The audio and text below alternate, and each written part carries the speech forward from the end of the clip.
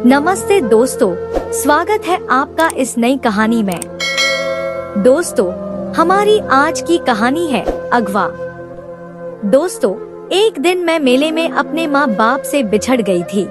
वहाँ पर एक औरत ने मुझे अगवा करके एक बेऔलाद जोड़े को बेच दिया। जब मैं जवान हुई तो मेरे माँ बाप ने मेरी शादी दुगने उम्र के आदमी के साथ कर दी। सुहागरात को इस आदमी ने मेरे साथ पूरी रात वो किया जिसे सुनकर आपके रोंगटे खड़े हो जाएंगे, दिल दहल उठेगा आपका। इस कहानी को सुनकर कृपया इस कहानी को दिल थमा के सुनिए। लेकिन इससे पहले दोस्तों, आपसे हमारी हाथ जोड़कर विनती है कि आप लोग कहानी को सुनकर हमारे चैनल को सब्सक्राइब करना भूल जाते हैं। कृपया सबसे पहले हमारे चैनल को सब्सक्राइब कर लें। दोस्तों, हर लड़की के तरह मेरे भी कुछ ख्वाब थे, लेकिन मुझे ख्वाब देखने का कीमत भरना पड़ी जो मैं सारी जिंदगी नहीं भूल सकती थी। मुझे यकीन नहीं आता कि कोई अपना किसी के साथ ऐसे भी कर सकता है जो मेरे साथ हुआ। मैं तो सिर्फ 6 साल की थी, मगर मुझ पर किसी ने रहम नहीं किया और मेरी जिंदगी बर्बाद कर दी। काश मेरी माँ मुझे बचा लेती तो मेरे साथ वो सब ना होता जिसे सुनकर लोगों की रूह कांप जाती है। दोस्तों, मेरा ताल्लुक एक ऐसे घराने से था जहां सिर्फ और सिर्फ गरीबी का राज था। हम 8 बहन भाई थे। पापा किसी की दुकान पर काम करते थे और मम्मी किसी के घर में काम करने जाया करती थी। मैं तो उस वक्त बहुत छोटी थी, तकरीबन 6-7 साल की, इसीलिए मुझे बिल्कुल एक धुंधले ख्वाब की तरह अपनी जिंदगी याद है। मेरी बहनें मुझसे बड़ी थी और भाई छोटा था। घर में खाने पीने की भी इस कदर तंगी थी कि मुश्किल से एक या आधी रोटी हमें मिलती थी। हम दूसरे बच्चों की तरह स्कूल भी नहीं जाते थे। पैसे लेकर चीज खाना तो दूर की बात थी। मुझे अच्छी तरह याद है, एक मर्तबा हमारे गांव में मेला लगा था जिसमें जाने की जिद हम बहन भाई कर रहे थे। पापा ने हमें सख्ती से मना किया, लेकिन हम नहीं माने और मम्मी के साथ मेले में चले गए, क्योंकि मम्मी का दिल हम सबको रोते हुए देखकर पिघल गया था। न जाने वो कौन सा दिन था, लेकिन मेरी जिंदगी का सबसे बुरा दिन वही था। जब मैं अपनी मम्मी और बाकी 6 बहन भाइयों के साथ मेले में चली गई तो लोगों की इतनी भीड़ देखकर मैं बहुत घबरा रही थी। मैंने अपनी बड़ी बहन की उंगली पकड़ रखी थी। मेले में तरह तरह के झूले और खाने पीने की चीजें देखकर हमारा दिल ललचा रहा था, लेकिन हमारे पास बिल्कुल भी पैसे नहीं थे कि हम कोई चीज खरीद सकते या झूला झूल पाते। मेरी बड़ी बहन ने मम्मी से कहा कि एक झूला तो झूला दो और हमें जलेबियाँ खानी है, तो मम्मी कहने लगी कि मेरे पास बिल्कुल भी पैसे नहीं हैं और न तो मैं झूला दिला सकती हूँ और न किसी को जलेबी लाकर दे सकती हूँ, इसलिए चुपचाप मेले की रौनक देखो और कुछ देर बाद वापस चलते हैं। लेकिन अचानक से मेले में लोगों की भगदड़ मच गई। मम्मी हमें लेकर एक साइड पर खड़ी हो गई, लेकिन समझ नहीं आ रहा था कि वहाँ क्या हो रहा है। फिर मम्मी ने अचानक कहा कि चलो जल्दी घर चलो, वरना हम यहाँ पर हम फंस जाएंगे। यह कहकर मम्मी सारे बहन भाइयों को लेकर आगे आगे चलने लगी। दोस्तों, मैं छोटी सी थी। अचानक मेरा पैर किसी चीज में अटक गया और मैं वहीं पर गिर गई। मेरा हाथ बहन के हाथ से छूट गया था, लेकिन कोई भी मेरे लिए रुका नहीं। मैं मम्मी को आवाजें देती रही, लेकिन मेले के शोर शराबे में मेरी आवाज कहीं खो गई थी। मम्मी और मेरी बहन भाई मेरी नजरों से ओझल हो गई और मैं लोगों की ठोकरों से बचती हुई एक तरफ खड़ी होकर रोने लग गई। मैंने मम्मी को बहुत आवाजें दी और उन्हें इधर उधर तलाश करने की बहुत कोशिशें की, लेकिन मुझे न तो मम्मी कहीं नजर आई और न ही मेरी कोई बहन या भाई। मैं वहीं खड़ी बुरी तरह रो रही थी कि थोड़ी देर बाद एक औरत मेरे पास आ गई और पूछने लगी कि यहाँ खड़ी रो क्यों रही हो। मैंने कहा कि मेरी मम्मी पता नहीं कहाँ खो गई है। फिर वो औरत कहने लगी कि परेशान न हो, मैं तुम्हें तुम्हारी मम्मी के पास ले चलती हूँ। दोस्तों, मैंने यह बात सुनी तो रोना बंद करके उसके साथ चल पड़ी। वो औरत मुझे गाड़ी में बिठाकर अपने घर ले गई और कहने लगी कि अभी तो रात हो चुकी है, मैं सुबह तुम्हें तुम्हारी मम्मी के पास ले जाऊंगी। फिर उसने मुझे खाना दिया और दूध का गिलास भी। मैं बहुत खुश हो गई। मैंने खाना खा के दूध पिया और फिर वहीं पर लेट कर सो गई। जब सुबह हुई तो उसने मुझे अच्छा सा नाश्ता करवाया और कहने लगी कि यह कपड़े पहनकर तैयार हो जाओ, फिर हम चलते हैं। नए कपड़े देखकर मेरा दिल ललचा गया था। फिर मैंने जल्दी से कपड़े बदल लिए। इसके बाद उस औरत से कहा कि आंटी चलो मुझे मम्मी के पास छोड़ा आओ। तो वो कहने लगी कि मैंने तुम्हारी मम्मी को ढूंढने की बहुत कोशिश की, लेकिन वो मुझे कहीं नहीं मिली, इसलिए जब तक तुम्हारी मम्मी की कोई खबर नहीं मिलती तब तक तुम मेरे पास ही रह लो। मैं यह सुनकर खामोश हो गई। मेरी आंखों में आंसू आ गए थे। तो वो कहने लगी कि मैं तुम्हें अपनी बेटी बनाकर रखूंगी, तुम्हें किसी चीज की कोई कमी नहीं होने दूंगी। जब तुम्हारी मम्मी मिल जाएगी तो फिर तुम उनके पास चली जाना। उन्होंने मुझसे मेरा नाम पूछा और मुझे खेलने के लिए खिलौने भी दिए। इस तरह मैं आंटी के पास रहने लगी। मुझे वहाँ पर कुछ दिन गुजरे थे कि एक दिन एक और अंकल आंटी वहाँ पर आ गए और मुझे अपने साथ ले गए। उन्होंने कहा कि हम आपकी मम्मी से मिले थे, मगर आपकी मम्मी ने आपको रखने से इनकार कर दिया है। वह कहती है कि मेरे पास पहले ही बहुत बच्चे हैं, मैं काजल का बोझ नहीं उठा सकती, इसीलिए अब आप हमारे साथ रहोगी। दोस्तों, मैं तो बहुत छोटी सी थी, मुझे इन बातों की समझ नहीं आ रही थी, इसलिए मैंने रोना शुरू कर दिया तो अंकल ने मुझे डांट कर खामोश करवा दिया। अब मैं उनके साथ उनके घर चली गई थी। उनका घर भी किसी गांव में हमारे घर जैसा ही था, लेकिन उनके घर में कोई बच्चे नहीं थे। मैं अकेली थी, इसलिए मुझे पेट भर के खाने को रोटी मिलती थी। पहले पहल तो मुझे मम्मी पापा और अपने बहन भाइयों की बहुत ज्यादा याद आती थी, लेकिन फिर आहिस्ता आहिस्ता मैं उनको भूलने लग गई और नए माँ बाप के पास ही मेरा दिल रह गया। मेरे नए पापा शहर से माल लाकर गांव की दुकानों पर सप्लाई करते थे और मम्मी घर में बच्चों के कपड़े बेचा करती थी। गांव की बहुत सारी औरतें वो कपड़े लेने के लिए हमारे घर आती थी। मम्मी ने उनको बताया कि काजल हमारी बेटी है, हमने इसको एक अनाथालय से गोद लिया है। यह सुनकर सब औरतें मम्मी की तारीफ करती और मैं हैरान हो जाती कि मुझे तो किसी अनाथालय से नहीं लिया, बल्कि मैं तो मेले में गुम हो गई थी। फिर मुझे मेरी मम्मी याद आ जाती थी, जिसने मुझे अपने पास रखने से इनकार कर दिया था, इसीलिए मैं उनसे नफरत करने लगती थी। अब मेरे नए मम्मी पापा ने मुझे स्कूल में एडमिशन करवा दिया था। हमारा गांव छोटा सा था, लेकिन उसके बावजूद यहाँ हाई स्कूल तक बना हुआ था और मैं भी वहीं पर पढ़ने लग गई। मम्मी सारा दिन घर के कामों और कपड़े बेचने में लगी रहती और पापा को अपने कामों से फुर्सत नहीं थी। पता नहीं मुझे ये लोग क्यों अपने साथ अपने घर ले आए थे। जैसे जैसे मैं बड़ी होती गई तो मुझे पता चला कि इनकी शादी को 16 साल गुजर गए थे, इसके बावजूद उनके यहाँ औलाद नहीं थी, इसलिए यह मुझे अपनी बेटी बनाकर अपने घर ले आए। लेकिन मुझे जिस आंटी ने उनके घर पहुँचाया था, उनके बारे में मुझे अभी तक पता नहीं था कि वह कौन है, क्योंकि वह कभी यहाँ आई ही नहीं थी। दोस्तों, फिर इसी तरह वक्त गुजरता गया। मुझे बेटी बनाकर लाने वाले अपने काम की वजह से मुझे टाइम भी नहीं देते थे। मैं भी अपनी पढ़ाई और थोड़ा बहुत घर के कामों में लगी रहने लग गई थी।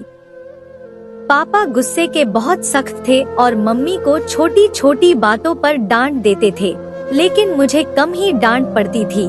हाँ, मगर पापा का सारा गुस्सा मम्मी मुझ पर निकालती थी। वो मुझे मारती तो नहीं थी, लेकिन अपनी बातों से मेरा दिल जरूर जलाती थी। मैं ये सोचती थी कि अगर इन लोगों को औलाद की जरूरत ही नहीं थी तो फिर यह मुझे यहाँ क्यों लाए हैं। शायद अपनी तन्हाई दूर करने के लिए या शायद लोगों की बातों से बचने के लिए।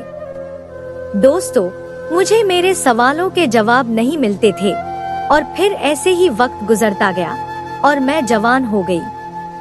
मैंने हाई स्कूल पास कर लिया था। मैं पढ़ने में बहुत अच्छी थी। एक दिन मैंने पापा से कहा कि मैं आगे पढ़ना चाहती हूँ, इसलिए मुझे शहर भेज दे। लेकिन पापा कहने लगे कि हमारे घरों में बेटियां इतना ज्यादा नहीं पढ़ती, इसलिए मैं तुम्हें भी आगे नहीं पढ़ा सकता। फिर मैं खामोश हो गई और मम्मी पापा से कम बात करने लगी। जब कुछ दिन पापा ने महसूस किया कि मैं वाकई आगे पढ़ने की बहुत ख्वाहिश रखती हूँ और इस बात का मुझ पर यह असर हुआ था कि मेरी सेहत खराब होने लगी थी, क्योंकि मैंने खाना पीना भी कम कर दिया था और किसी भी चीज में दिलचस्पी नहीं लेती थी। उसके बाद पापा ने मुझे इस शर्त पर शहर भेजने का फैसला किया कि मैं कभी भी उनका यकीन नहीं तोड़ूंगी। मैंने पापा से वादा कर लिया, तो उन्होंने मुझे शहर में उसी आंटी के पास भेज दिया जिसके पास से वह मुझे अपने घर लेकर गए थे। आंटी अब पहले से बूढ़ी हो चुकी थी, लेकिन अभी भी वो अकेली रहती थी। उनके कामकाज करने के लिए नौकरानी घर में मौजूद थी, जो 24 घंटे उन्हीं के पास रहती थी। दोस्तों, वहाँ रहने के कुछ दिन बाद मुझे पता चला कि आंटी अपना मैरिज ब्यूरो चलाती है और जिन बेऔलाद शादीशुदा जोड़ों को औलाद की जरूरत होती है, उन्हें कहीं न कहीं से बंदोबस्त करके देती है। उन्होंने घर में ही एक कमरे को अपना ऑफिस बना रखा था। मैंने उनसे कहा कि पढ़ाई के साथ साथ मैं आपके कामों में भी आपकी मदद करवा सकती हूँ, तो उन्होंने मुझे अपने साथ हिसाब किताब के लिए रख लिया था, क्योंकि मेरी अंग्रेजी भी बहुत अच्छी थी और मैं हिसाब किताब में भी तेज थी। इसी वजह से आहिस्ता आहिस्ता मैं उनका काफी काम देखने लगते। कॉलेज से वापस आकर मैं उनके ऑफिस में काम देखती और फिर शाम को थोड़ी देर पढ़ने के बाद उनके साथ बैठकर बातें करती और फिर मैं कमरे में चली जाती थी। यही मेरी रूटीन थी। इसी में 6 महीने गुजर गए थे। इन 6 महीनों में मैं अपने घर में 3-4 मर्तबा ही गई थी, क्योंकि पापा हर 2-3 हफ्तों बाद शहर का चक्कर लगाते तो मुझसे मिलने आ जाया करते थे। वह हर महीने कुछ पैसे भी मुझे देते थे, लेकिन अब आंटी भी मुझे मेरे काम के पैसे देने लग गई थी, इसीलिए मैंने पापा से पैसे लेने से मना कर दिया। उन्होंने कहा कि चलो ये पैसे तुम्हारी शादी में काम आएंगे, मैं बैंक डाल दूंगा। मैं पापा की बात पर खामोश थी। मैं शादी के बारे में नहीं सोचना चाहती थी, क्योंकि अभी मुझे बहुत पढ़ना था। फिर ऐसे हुआ कि कॉलेज में मेरी एक लड़के से दोस्ती हो गई। नोट्स के सिलसिले में उससे बातचीत होने लगी थी, जो आहिस्ता आहिस्ता दोस्ती में बदल गई थी। हम दोनों एक क्लास में पढ़ते थे, इसीलिए रोज का साथ था और फिर ये साथ और दोस्ती मोहब्बत में बदल गई। दोस्तों, उसका नाम श्याम था। श्याम का ताल्लुक एक अमीर घर से था। जब उसने मुझे अपने बारे में सब कुछ बताया तो मुझे समझ नहीं आ रही थी कि उसके घर वाले मुझ जैसे गरीब लड़की को कैसे अपना सकते हैं। फिर श्याम कहने लगा कि मेरे मम्मा पापा पुरानी सोच के नहीं है, बल्कि उनको इस बात से भी फर्क नहीं पड़ेगा कि तुम्हारा बैकग्राउंड क्या है, क्योंकि तुम वैसे भी बहुत खूबसूरत और अच्छी लड़की हो। श्याम की बातों से मुझे कुछ तसल्ली हुई, मगर फिर भी दिल में अजीब से कश्मकश आते रहते थे। मुझे उसके घर वालों की तरफ से ही डर था, लेकिन मैं नहीं जानती थी कि असल मसला मेरे घर वालों की तरफ से पैदा होगा। मैं अक्सर रात को भी श्याम से फोन पर बातें करती थी, इसीलिए आंटी को मुझ पर शक हो गया। एक दिन मुझसे पूछने लगी कि रात के वक्त किससे बात करती हो, क्या कोई लड़का है जिससे तुम्हारी दोस्ती हुई है? तो मैंने आंटी से कहा कि मेरा क्लास फेलो है और बहुत अच्छा लड़का है, हम एक दूसरे को पसंद करते हैं। यह सुनकर आंटी मुस्कुराने लगी और कहने लगी कि ख्याल रखना तुम जिस घर की बेटी हो वो लोग शायद तुम्हें इन बातों की इजाजत न दें। मैंने आंटी से कहा कि श्याम मुझसे शादी करना चाहता है, तो आंटी ने कहा कि चलो देखते हैं, जो होगा वह तुम्हारे भी सामने आ ही जाएगा। उसके बाद उन्होंने दोबारा मुझसे कोई बात नहीं की। मुझे उनके पास रहते हुए 2 साल होने वाले थे और कुछ ही दिन में मेरे इंटर के पेपर भी थे। इसलिए मैंने ये सब बातें सोचना छोड़ दी और अपने पेपर्स की तैयारी में मगन हो गई। जिस दिन मेरा आखिरी पेपर था, मैं उस दिन पेपर देकर जब घर आई तो आंटी किसी से फोन पर बात कर रही थी। मैंने उनकी बातें सुनी तो मेरे कान खड़े हो गए, क्योंकि वो किसी से कह रही थी कि काजल को जिस गांव के मेले से मैं लेकर आई थी, उस गांव में मेरी एक कजिन भी रहती है जो मनीषा की असल माँ बाप को जानती है। यह सुनकर मैं वहीं छुपकर खड़ी हो गई, क्योंकि मैं जानना चाहती थी कि आंटी आगे क्या बात करेंगी। लेकिन जो मैंने सुना वो सुनकर मेरे पैरों तले से जमीन निकल गई। आंटी फोन पर किसी से कह रही थी कि काजल को मैंने आगे अपने जाने वाले बेऔलाद जोड़े को बेच दिया था, लेकिन उन्होंने अब तक मुझे पूरी रकम नहीं दी, जबकि वह जवान हो चुकी है और अब मेरे पास काम करती है। मैं सोच रही हूँ कि उसकी कहीं ऐसी जगह शादी कर दूं, जहाँ से मुझे भी फायदा मिल सके। यह सुनने की देर थी कि मैं आंटी के सामने चली गई। मुझे देखकर उन्होंने फोन बंद कर दिया। मैं हैरान थी और उनकी तरफ खामोशी से देखे जा रही थी। तो वो कहने लगी कि अगर तुमने मेरी बातें सुन ली है तो यह भी सुन लो, जो मैं कह रही थी वो सब सच है। तुम्हारे मम्मी पापा ने मुझसे जो रकम तय की थी उसका कुछ हिस्सा अभी बाकी है। अब तुम बताओ कि मुझे वह रकम मिल जाएगी या मैं खुद किसी तरह से वसूल कर लूं। दोस्तों, यह सुनकर मैं वहीं गिर गई और मैंने उनके आगे हाथ जोड़ दिए कि भगवान के लिए अब मेरे साथ कुछ ऐसा न करना, मैं सारा पैसा आपको दे दूंगी। फिर दूसरे दिन पापा मुझे लेने वहां आए तो मैंने आंटी के सामने पापा से पूछा कि मुझे कितने पैसों में खरीदा था जो अब तक उनको नहीं दिए। पापा यह सुनकर हैरान हो गए और मेरी तरफ देखने लगे। उन्हें समझ नहीं आ रहा था कि मुझे यह सब कैसे पता चला। मैंने उन्हें सब बता दिया। फिर पापा ने आंटी से कहा कि मैं आपको सारे पैसे दे चुका था, अब आप किन पैसों की बात कर रही हैं? और ये सब बातें काजल के सामने करने की क्या जरूरत थी? तो आंटी कहने लगी कि जो पैसे तुम लोगों ने मुझे दिए थे तब तो उस वक्त यह छोटी सी थी, तब मुझे नहीं पता था कि ये इतनी खूबसूरत होगी और इसकी शादी मैं अब कराऊं कहीं भी तो मुझे बड़ा फायदा हो सकता है। दोस्तों, पापा कहने लगे कि वह मेरी बेटी है और हम जहाँ चाहेंगे इसको ब्याह देंगे और अब यह आपके पास नहीं रहेगी। तब आंटी ने उसे में आकर पापा को श्याम के बारे में सब बता दिया कि आपकी बेटी तो नए गुल खिलाकर बैठी है। पापा यह सुनकर बहुत गुस्से में आ गए और मुझे फौरन लेकर गांव चले गए। गांव जाकर मम्मी को सब बताया तो मम्मी मुझे मारने लग गई और पापा से कहने लगी कि मैंने कहा था ना कि किसी का खून कभी भी अपना नहीं बनता, और देख लो ये लड़की अब हमें क्या दिन दिखाना चाहती है। फिर पापा कहने लगे कि ऐसा कुछ नहीं होगा, मैं 1 हफ्ते के अंदर ही इसका शादी कर दूंगा। यह कहकर पापा ने मुझे कमरे में बंद कर दिया। मैं उस दिन बहुत रोई थी, क्योंकि सारी जिंदगी में अपने सगे माँ बाप को बुरा भला कहती रही और यह सोचती रही कि मेरी माँ जानबूझकर मुझे छोड़ गई थी। लेकिन हकीकत तो यह थी कि वो बेचारे आज तक मेरे लिए तरसते होंगे। आंटी ने मुझे मेले से अगवा किया था और फिर पैसे लेकर उनको बेच दिया। जिन्होंने मेरी कदर ही नहीं की, इससे अच्छा होता कि ये लोग मुझे मार देते, लेकिन अब कुछ नहीं हो सकता था। पता नहीं मैं किस गांव से थी और मेरे माँ बाप कौन थे। यही बातें सोचते सोचते मेरा दिमाग खराब हो रहा था, लेकिन मेरे रोने धोने का किसी पर कोई असर नहीं हुआ और पापा ने न जाने किससे मेरा रिश्ता तय कर दिया। पापा ने जो कहा था उसके मुताबिक 1 हफ्ते बाद मेरी शादी अर्जुन से कर दी। अर्जुन का ताल्लुक एक बहुत गरीब घर से था। वो अपने माँ बाप का इकलौता बेटा था। उसके पापा का देहांत हो चुका था और उसकी माँ मेरा जीना हराम करने के लिए अब तक जिंदा थी।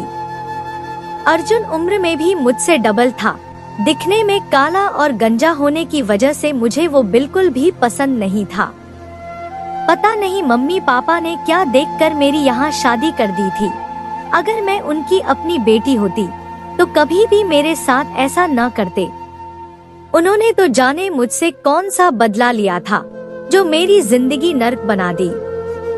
मेरी सास बिल्कुल रूढ़िवादी औरत थी। हर वक्त उसके मुंह से कुछ न कुछ ऐसा निकलता रहता जो मेरा दिमाग खराब कर देता था। कभी वह मुझे बददिमाग और बदतमीज होने के ताने देती तो कभी मेरे किए गए हर काम में कमी निकालकर मुझे जलील करती थी। वो अच्छी तरह जानती थी कि मैं उसके बेटे को बिल्कुल भी पसंद नहीं करती। इस वजह से वो मेरे साथ और भी बुरा व्यवहार करती। अपनी माँ की तरह अर्जुन भी बदमिजाज और जाहिल आदमी था। शादी के शुरू में मैंने समझौता करने की कोशिश की और अगर शाम को तैयार हो जाती तो वह शक करने लग जाता और कहता कि किसी और से मिलने जा रही है। जो इतना तैयार होकर जा रही है, शरीफ औरतों के ये लक्षण नहीं होते। उसकी यह बकवास सुनकर मेरा दिल और भी उससे खराब होने लगेगा। फिर तो मैं उसकी शक्ल भी देखना गवारा नहीं करती थी। मैंने उससे बात करनी भी बंद कर दी। फिर एक दिन ऐसा हुआ कि उसकी माँ ने उसे भड़काया तो उसने मुझ पर हाथ उठा दिया। मैंने भी उसका बिल्कुल लिहाज नहीं किया और करीबी पड़ा डंडा उठाकर उसके दे मारा और जाकर कमरे में बंद हो गई। उस दिन के बाद से मेरी सास ने बोलना कम कर दिया था क्योंकि वह डर गई थी। उसे लगने लगा था कि मैं कुछ भी कर सकती हूँ और अर्जुन भी अपनी माँ को देखकर ठंडा पड़ गया। लेकिन मैंने अपने आप को कमरे तक सीमित कर लिया। मैं सिर्फ उसी वक्त कमरे से बाहर निकलती जब खाना बनाना होता। खाना बनाकर अपना खाना लेकर मैं कमरे में आ जाती और फिर कमरे से निकलती ही नहीं थी। ना मैं उन लोगों से बात करती थी। एक दिन मैंने घर से भाग जाने का प्लान बनाया और मुझे जल्दी मौका मिल गया क्योंकि मेरी सास के रिश्तेदारों के यहाँ शादी थी। मैं तबीयत का बहाना करके घर में रुक गई। जब दोनों माँ बेटा शादी पर चले गए तो पीछे से मैंने अपना बैग तैयार करके घर से निकलने में कामयाब हो गई। दोस्तों, मैं इसी शहर में चली गई जहाँ पर पढ़ती थी। वो शहर और वहाँ के रास्ते मेरे लिए नए नहीं थे। मैं सीधे अपने दोस्त के पास चली गई। उसने मुझे अपने घर में पनाह दी और उसने कहा कि वह जॉब ढूंढने में मेरी मदद करेगी। मैं 1 हफ्ता उसके घर रही। फिर उसके पापा ने अपने जानने वाले से कर मेरी एक इंटरनेशनल कंपनी में जॉब करवा दी। मैं इतनी पढ़ी लिखी तो नहीं थी, लेकिन मेरे इंग्लिश बहुत अच्छी थी। इसी वजह से वो जॉब मुझे आसानी से मिल गई।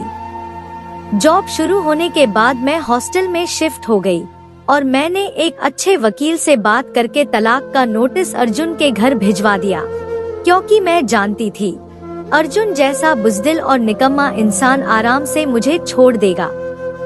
मुझे जॉब करते हुए जब 1 महीना पूरा हुआ तो कंपनी के मालिक ने मुझे ऑफिस में मीटिंग के लिए बुलाया। दरअसल वो मेरे काम से बहुत खुश थे, लेकिन जब मैंने कंपनी ज्वाइन की थी वो उस वक्त शहर से बाहर गए हुए थे। इसी वजह से मेरी उनसे मुलाकात अब तक नहीं हुई थी। मेरे साथ काम करने वाले बता रहे थे कि यह कंपनी बिल्कुल नई है और एक यंग लड़का इसका ओनर है जो बहुत मेहनती और अच्छे दिल का है। मैं अपने बॉस से बगैर मिले ही फैन हो गई क्योंकि मुझे यह भी पता चला था कि मेरे बॉस का ताल्लुक एक गरीब घर से था और वो अपनी मेहनत के बलबूते पर यहाँ तक पहुँचा है। और फिर उस दिन मैं बहुत खुश थी कि मैं अपने बॉस से पहली मर्तबा मिल रही थी। जब मैं उनके केबिन में गई तो वाकई हैरान रह गई क्योंकि वह बिल्कुल ही जवान लड़का था। मुझे उनसे मिलकर खुशी हुई कि हमारी नौजवान नस्ल अब भी अपने फ्यूचर को लेकर इस कदर संजीदा है। बॉस से मेरी पहली मुलाकात बहुत अच्छी रही। उन्होंने मेरे काम की बहुत तारीफ की और मेरी सैलरी भी बढ़ा दिया। मैं उस दिन खुशी खुशी वापस हॉस्टल गई तो मेरे नाम से आए हुए तलाक के कागजात मुझे मिल गए। मैंने भगवान का धन्यवाद किया कि अर्जुन जैसे जाहिल इंसान से मेरी जान छूट गई थी। अब मैं आजाद थी और अपनी जिंदगी का सही फैसला कर सकती थी। मैंने ना तो अपने माँ बाप से कोई बातचीत की और ना ही उस आंटी से, क्योंकि मैं जानती थी वो सब लोग ही मेरे साथ अच्छे नहीं हैं। इस वजह से अब मैं बस अपने पैरों पर खड़े होकर अपने लिए कोई बेहतर फैसला करना चाहती थी। कुछ दिन बाद बॉस ने दोबारा मुझे ऑफिस में बुलाया और कुछ नए काम मेरे हवाले किए। मैंने अपना बेस्ट देते हुए वो काम भी बड़े अच्छे तरीके से करके बॉस के सामने रख दिए तो वह बहुत खुश हुए और उन्होंने मुझे अपने साथ लंच की ऑफर की। मैं कुछ हिचकिचा रही थी, लेकिन उन्होंने कहा कि मुझे अपना छोटा या बड़ा भाई समझ ले। मुझे खुशी होगी अगर आप मेरे साथ लंच करेंगी।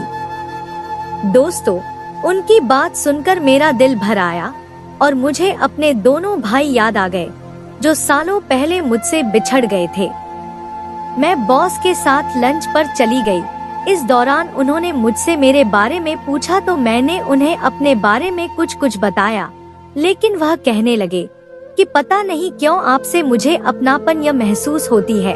अगर आप बुरा ना माने तो मैं आपको दीदी कहकर पुकार सकता हूँ।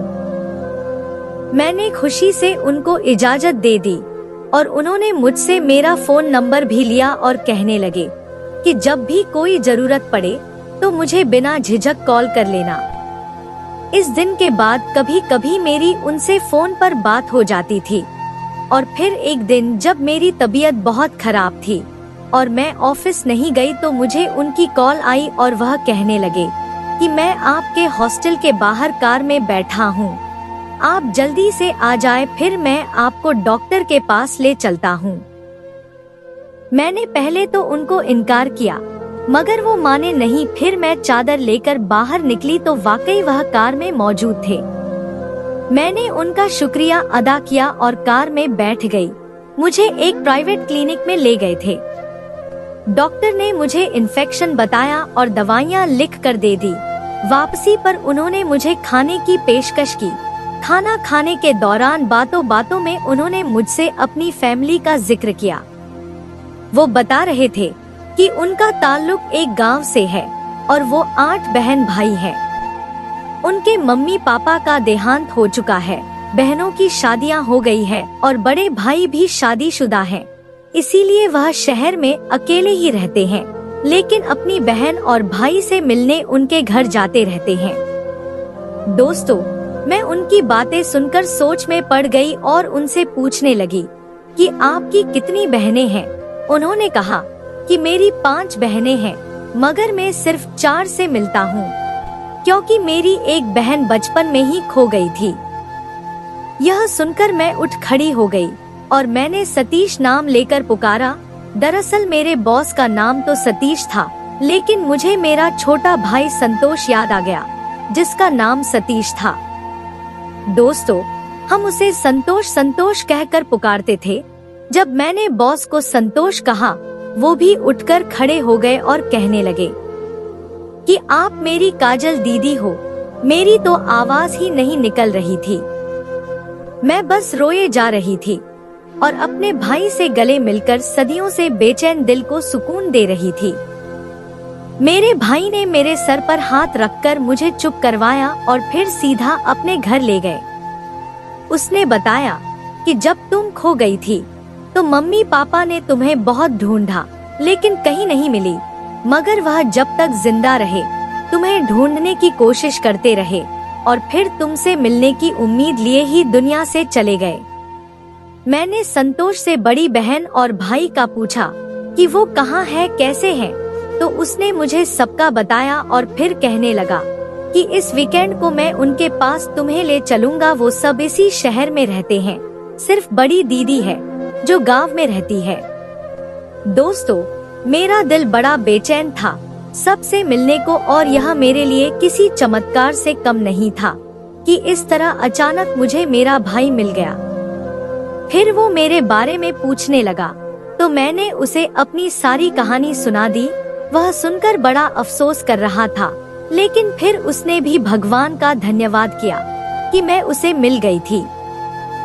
उसने मुझे जॉब करने से मना कर दिया और कहने लगा कि अब तुम घर में बैठकर ऐश करो, तुम्हारा भाई है न। यह सुनकर मैं मुस्कुराने लगी।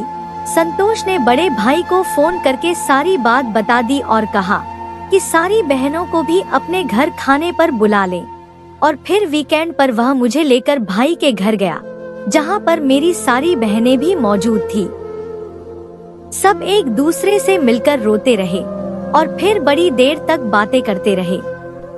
वो रात हम बड़े भाई के घर ही रुके। भाभी बहुत अच्छी थी, उन्होंने हमें बड़े प्यार से ट्रीट किया। उसके बाद बड़ी दीदी और बड़े भाई ने मिलकर मेरा शादी एक अच्छे घर में कर दी।